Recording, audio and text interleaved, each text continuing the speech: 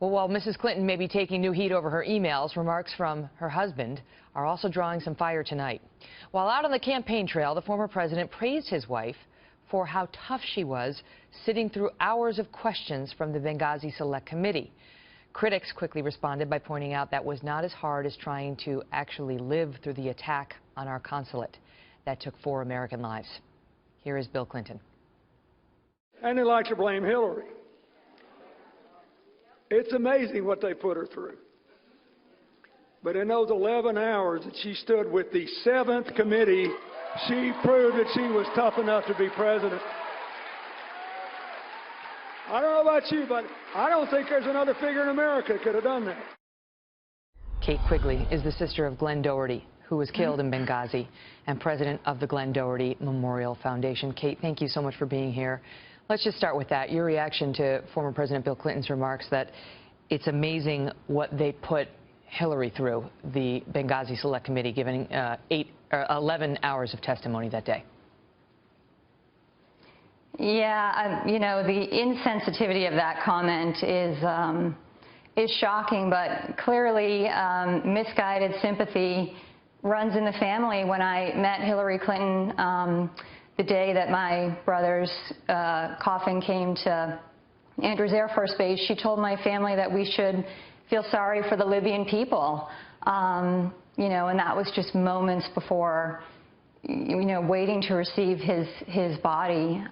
So clearly they have it all wrong. Take us back to that moment, Kate, when you were at the Air Force Base, the caskets were returning, and you said that you told us beforehand that several of the officials there came and spoke with you, President Obama, Vice President Biden, and Hillary Clinton. Talk about the difference in message.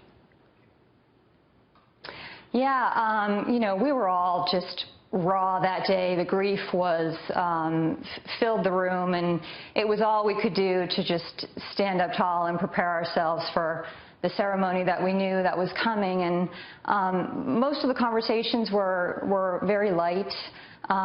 Hillary, you know, was the exception to that. She clearly came in with a script and an agenda and talked about you know, in her moments with my family, that we should feel sad for the Libyan people because they're uneducated, and that breeds fear, which breeds violence, which ultimately led to the protests that took my brother's life. And, you know, knowing now what she knew then, it just blows my mind that she would choose to take that stance on that of all days. So she did say to you that the Benghazi attack was caused by protests. Absolutely. And she was the only person that day who talked about it, and it was completely unsolicited. We weren't asking questions. We didn't have the wherewithal at that time. This was, you know, 48 hours after we learned of what had happened. So, you know, she came in unsolicited, and that's what she spoke to us about.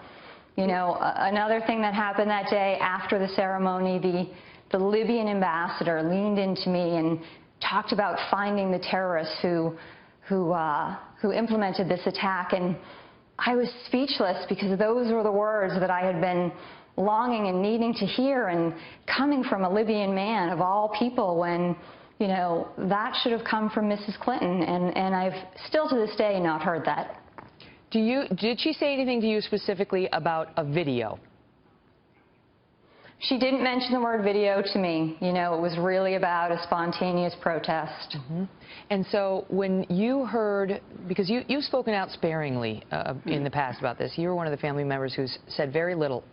But when you heard Mrs. Clinton give an interview to a New Hampshire paper, and the question to her from the editorial board was with respect to the testimonials, because the other family members have said, she came out and she told us it was about a video. You are on record as having said she blamed this on a protest. He said to her, somebody's lying, who is it? And she responded, not me. That's all I can tell you. What's your reaction to that? Yeah, and I was upset. You know, the last thing that I want to be doing is going on national television and saying bad things about anyone. But, you know, to be basically called out and called a liar, you know, and to talk about the fog of war, I wish that I could forget those days and those weeks, but, you know, anyone who goes through a tragedy knows every single moment is seared into my brain. And, you know, for her to take that stance, it just shows, again, what kind of character she has. And she's had so many opportunities to just tell the truth. And, you know, had that happened from the beginning, Benghazi would have been, you know, a distant memory. I know you're now penning a letter to Mrs. Clinton. You've given the Kelly file an advance copy. I have it in front of you. It reads in part, "Your time with my family was spent perpetuating what you knew was a lie, telling us the attack was a result of a spontaneous protest.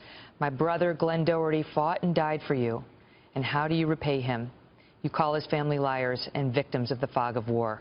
This is yet another stunning example of your lack of integrity and character. Kate, I have to ask you, is this a political thing for you? I know you have an amazing foundation. You've kept it very apolitical, and people from both sides of the aisle give to the GlenDohertyFoundation.org, as they should. Is there a political axe to grind here? I have no political motivation. I only speak to my, you know, what I went through, what my family went through. On the flip side, you know, Vice President Joe Biden was so kind to myself and my family, and, you know, had he thrown his ring in the hat, I would have happily voted for him.